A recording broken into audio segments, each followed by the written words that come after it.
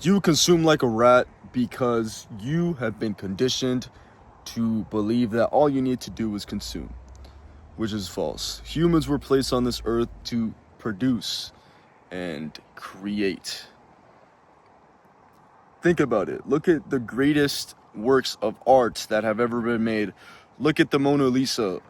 Leonardo da Vinci, he wasn't consuming, he wasn't walking around trying to get in on the drama or whatever, going to shows and wasting time just consuming things that didn't matter.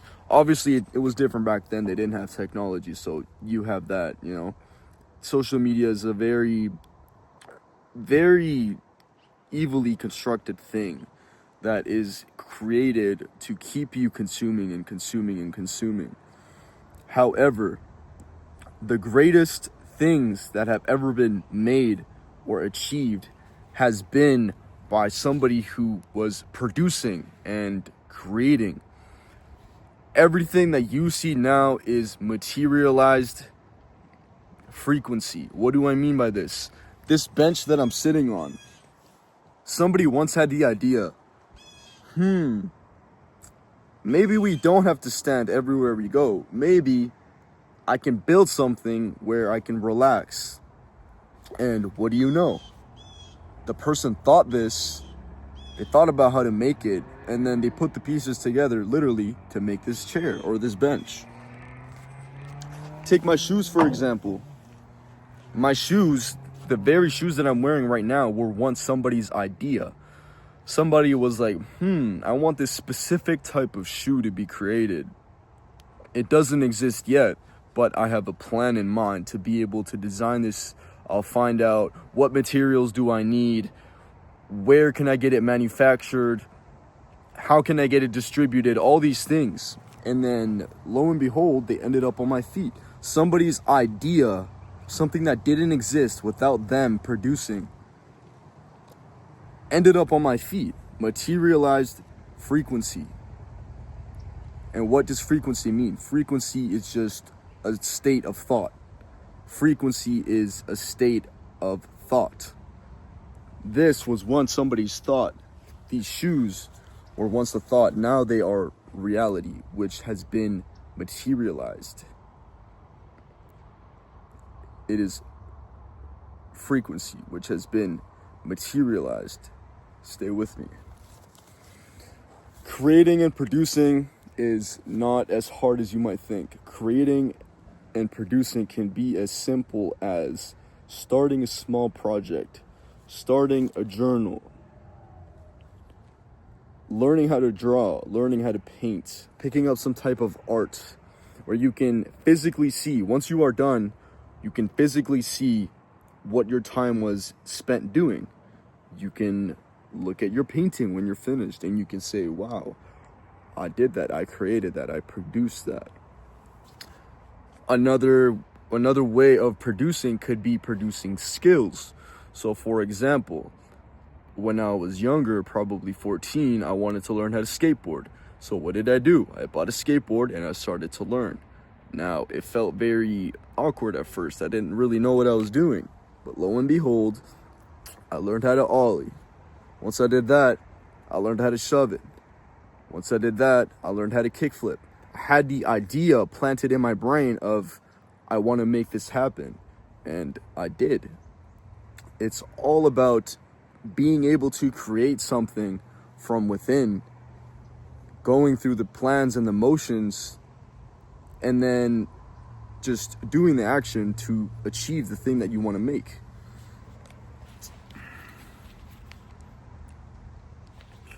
Now, the easiest way to find out what should I start creating, what should I start producing? Simple. Look back to when you were a kid. What were the things that caught your attention? What were the things that you saw and you were like, wow, that is really, really cool? Maybe you were into motocross. Maybe you saw people doing these jumps over these crazy hills on their bike and you were like, wow, I want to go do that one day. Or maybe you were a really passionate artist or wanted to be a passionate artist. You would see these paintings and these people drawing and you'd be like, wow, that is the coolest thing I've ever seen. I want to go do that one day. Another example could be you saw somebody making YouTube videos. Like for my example, when I saw people making YouTube videos, I was like, holy, that looks so cool. These people just get to sit there and talk in front of a camera and people will listen to them. Like, in my mind, that was the coolest thing ever. So even when I was a young kid and I had a little camera, an old camera, I would just press record and I would chat to myself. I would say, oh, my day went like this, I did this and that. So in a way, I was kind of already vlogging, even if it was to no one, even if it was just to keep it in my camera and be able to look back at it. I still had the right mindset of, oh, I saw somebody do this thing, I think that's cool, I want to go do what they're doing, but add my own twist to it. And that's why I'm even making these videos in the first place, because it's always something that I've wanted to do.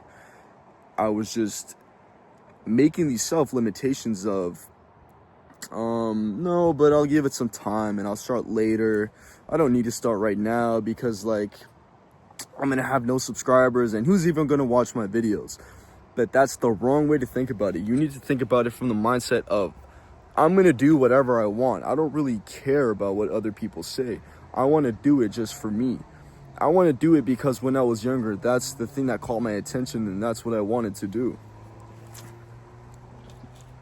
So a way to make creating and producing even easier than it is right now is tell other people what you're doing. Tell your friends, hey, I've considered starting this new clay pottery class. I want to go join this class and I want to go there once a week and I want to make coffee mugs. You tell them, and then by telling other people, this will kind of hold you accountable of, okay, well, people already know I'm doing it, so why not just keep doing it?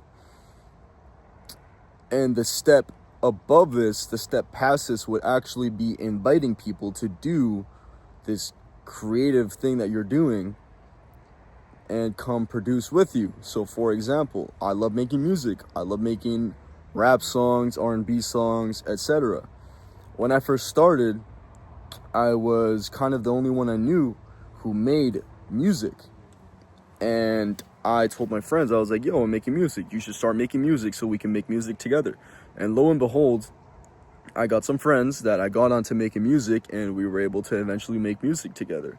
And when you're able to produce and create with someone else, it's such a beautiful thing, because on your own making music and on their own making music, you guys are going to have two different kind of things going on. But when you combine both of those energies together, it actually creates one bigger energy, something that couldn't have been achieved on your own. I hope you understand what I'm saying. Like, two minds end up creating one mind. They fuse together when they're producing and creating. That's why when, let's say, fashion designers collab together, they can make some really cool things, because you're combining both worlds and putting it into one. And then it's true what they say, there is power in numbers. So if you're able to do something productive and creative with other people, it just becomes exponentially more fun, more creative, and more fulfilling, and it just becomes better overall. So my advice to you is find out what was the thing that as a kid really caught your attention. And then once you find this thing, what I want you to do is take a step and do something really small today to get the ball rolling, because I'm telling you, the hardest part is just starting that new thing. Your body, your mind wants to keep you the way that you've always been. The universe has a sort of balance. And once you go do this new thing, it might feel unnatural, uncomfortable, because the universe is trying to get you to keep doing the things that you've always been doing. So the most important part is to just start. Once you start, the second time will be a little bit easier. And then the third time, you'll start to get the hang of doing this new thing and finding out the challenges for it. So I'm telling you, the hardest part is literally just starting. Once you start, everything else will fall into place because you already got the ball rolling. You already got that motion set in place that will allow you to just continue doing this and also eliminate the friction of, oh, this isn't who I am. You want to adapt that mindset of, for example, if you are just starting the gym, you want to say, okay, since I'm starting the gym, I am an athlete. Even if you're chubby, you're fat, even if you don't think that you're an athlete, you have to adapt that new mindset, that new identity of I am X because I do Y. For example, if you are wanting to start a clothing brand, you can say, I am a clothing brand owner because I make these designs. I am now a clothing brand owner. That's who I am, and that's how I operate. So by adapting that mindset and that identity of that person who does those things, it will feel natural to you, and it will eliminate that friction and that space that is telling you, oh, no, that's not who I am. You just need to become that. And then these things will be so much easier to do. So I hope you've learned something new. I hope you can use what you learned from this video to apply it to your life and hopefully get something more fulfilling out of your day-to-day. We are on the road to 100 subs. We're almost halfway there.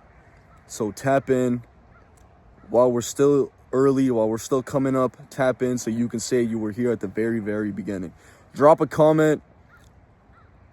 Like, comment, subscribe. If you guys want to see any specific types of videos, just let me know. And if it's something that I'm familiar with, then I can give you guys some words about that.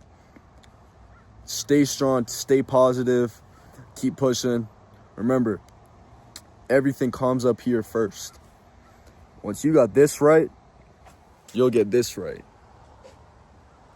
Remember, lead by mindsight, not by eyesight. Hey, this is Zero Vez. It's been a pleasure talking to y'all.